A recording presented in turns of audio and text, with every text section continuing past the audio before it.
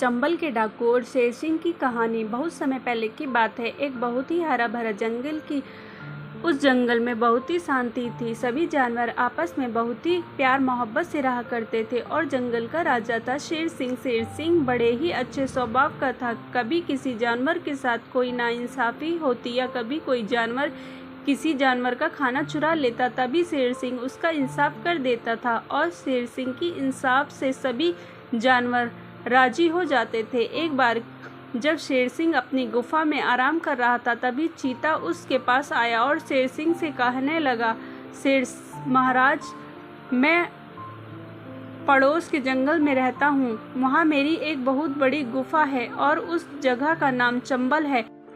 सभी जंगल के जानवर वहाँ रहते हैं, लेकिन पिछले कुछ महीनों से चंबल के डाकू की खबर फैली हुई थी पूरे जंगल में। असल में वो एक खूंखार भेड़िया है जो अपने आप को चंबल का डाकू बताता है और आया दिन कई जानवरों को मार मार कर खा जाता है। आज सुबह वो मेरी गुफा में घुस गया और मुझे पर हमला करने लगा।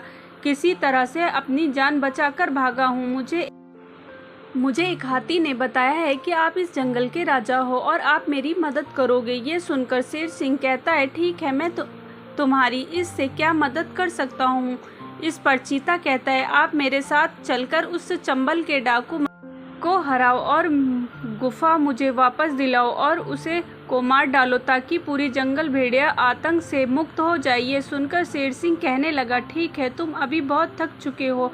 हम कल सुबह तुम्हारे गांव, तुम्हारे जंगल चंबल के लिए चलेंगे और मैं उससे लड़ूंगा, लेकिन अभी रात हो चुकी है और तुम यहीं रुक जाओ। कल सुबह हम सब चलेंगे। चीता बहुत डरा हुआ होता है, लेकिन शेर उसका पूरा डर निकाल देता है, उसके अच्छे से मेजबानी करता है और उसे तरह तरह के खाने खिलाता है।